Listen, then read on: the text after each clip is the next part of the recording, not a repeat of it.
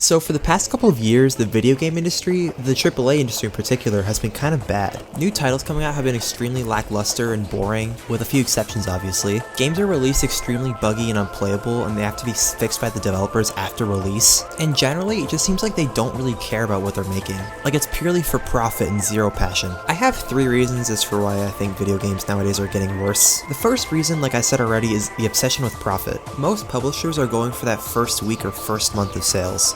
They don't care about making a good product or a good game that can be remembered for years, they want to make money. Now the goal of making money isn't new, it's been there for like forever, but now because the gaming industry is way bigger, they don't have to put in effort to make money. This is more so the fault of the publishers than it is the actual developers though. Like I know that the developers probably want to make good games, but they just can't. The developers probably want to actually make a good game, but because of the publishers' obsession with money and the horrible work conditions, they can't really do that. But I'll get into that a bit later. Like most AAA games nowadays are just lackluster RPG shooter games with like kinda crappy writing too, but they throw in Marvel dialogue to make it seem like it's good. The second thing is the obsession with realism. So many devs nowadays want to make super realistic graphics, animations, interactable environments, the list goes on. A lot of them think if you can't see every single vein on your dick then it's a bad game. Because of this obsession with detail and realism, a lot of game devs don't put work into the actual game itself. But the people buying games are also somewhat to blame for this. It's pretty common to see on Twitter posts nitpicking like little details about new games released, whether it be certain details not looking great or like certain environments not being interactable. There was a tweet going around a while back about God of War Ragnarok and how you couldn't chop down the trees with your axe, basically making it out that God of War Ragnarok is unpolished or unrealistic, as if it's not one of the highest rated games of 2022. I feel like if being ultra realistic is the main thing selling your game, then it's probably not a great game to begin with. Look at Elden Ring for example. Elden Ring isn't a very graphically intensive game. The game looks great obviously, but it's not like ultra realistic RTX 20 fucking like whatever. Basically Elden Ring is on par with other games when it comes to graphics, but it's still considered one of the best, if not the best game of last year. And that's because it was fun and compelling, and they didn't have to shove in like a battle pass and 30 different skins to keep people engaged. Another game would be like Tears of the Kingdom. This game came out this year, a few months ago, and the game looks, you know, kind of the same as Breath of the Wild, so not like great.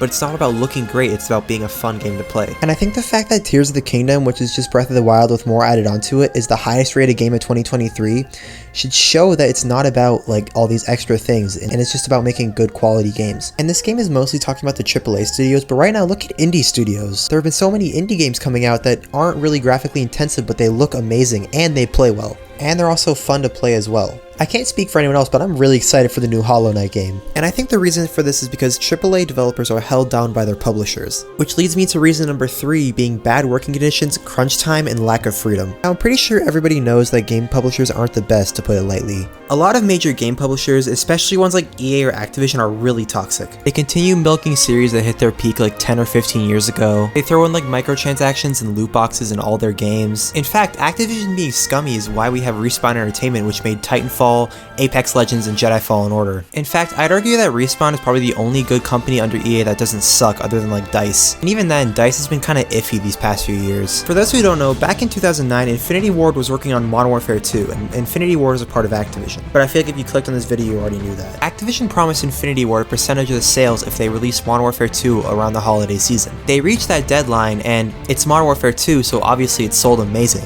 But a few months after the game's release, the CEOs of Infinity Ward got fired, which means they didn't get the money they were promised, that being $54 million.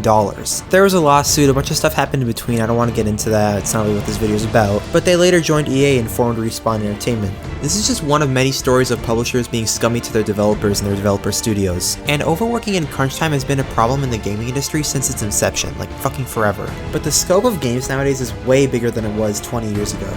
Graphics are way more realistic, worlds are way more massive, there are a lot more small details that need to be added in for realism, so on and so forth. Games are just generally getting way more ambitious. And game development generally has pretty small deadlines. Halo 2, which is one of my favorite games in the series, took 18 months to develop, whereas Halo Infinite took supposedly 4 years to develop. The whole time, Halo 3, which was made in 2007 for the Xbox 360, and took 3 years to develop, unlike Halo Infinite's 4 years, and having 400 people working on the game compared to Halo Infinite's 1,200 people plus outsourcing, and somehow Halo 3 ended up as the better game with more detail and a way more investing story. This is just one of many examples of video game developers nowadays not having the same passion as their predecessors. Why am I using big words like that? What the fuck? The movie industry and the music industry sort of has the same problem, and I argue they still have that same problem. The gaming industry has just gotten too big. And if you grew up in Gen Z, you've at least played like one video game in your lifetime. For the past couple of years, it's been the fastest growing industry. Because of this, we're getting games that focus on realism and technology rather than the actual story or fun factor. Same thing happened with the movie industry in the late 90s and the music industry in the early 2010s. During the 90s, film studios could rely on CGI rather than telling compelling stories, and nowadays game companies rely on microtransactions, great graphics, and realism to sell their game. The 2000s was considered the golden age of gaming for a lot of people. In 2007, we got Call of Duty 4, Halo 3, Super Mario Galaxy, Team Fortress 2, Crysis, Portal,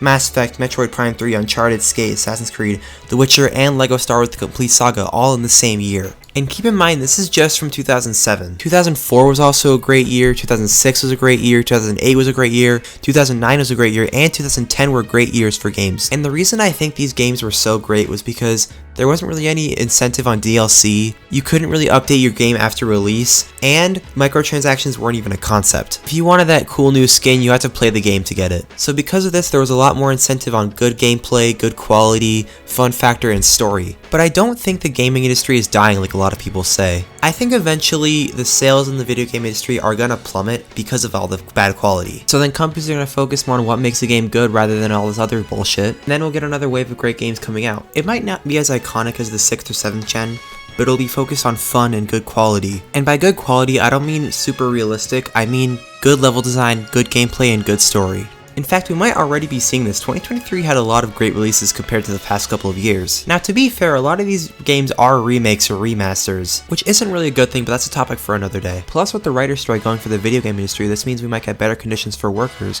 which means better work on games, which means better games for us. I can't predict exactly when I think this surge of quality will come in video games, but I think it will come in at least the next 5 years. And one thing I feel like a lot of people forget is that this exact scenario happened back in like the 1970s or the 1980s, I don't remember exactly. Games were made for like the Atari consoles, and a lot of them like were bad. They were buggy messes with zero like actual effort put into it. It was actually a lot worse back then than it was nowadays. And back then, everyone thought the video game industry was dead in the water. Like I said though, I can't really determine whether or not this will actually happen or when it will happen. These are all sort of just predictions, which I am confident in, but take it with a grain of salt. Hey guys, I just wanted to say one thing before I ended the video real quick. I haven't forgotten about this channel. I'm still here. I've been busy with a lot of stuff over the summer, including like, you know, visiting family, stuff like that. I did some stuff for colleges, got a new job, stuff like that. You know, I've been doing stuff, but I'm still here. I'm gonna be uploading videos a bit more consistently soon. I'm gonna get this one down. Obviously, the video about the video game industry. And then after this, I'm probably going to get out a video on the skeptic community, or like the anti-SJW YouTubers, like, you know, Shiwanhead, Chris Raygun, Sargon Akkad, like those guys. It's like more of a video essay type video. And I guess like it's going to go into like the whole history of the genre, of the community. I almost said genre, but it's like a community, I guess. How it fell apart, how it like started. I'll go over like Gamergate, you know, that whole thing. Just wanted to apologize for not uploading for you guys that watch my videos, and that I'm back. I haven't forgotten about this channel. I'm still here. Alright. Hope you guys have a good night, and I have to go to bed, so see ya.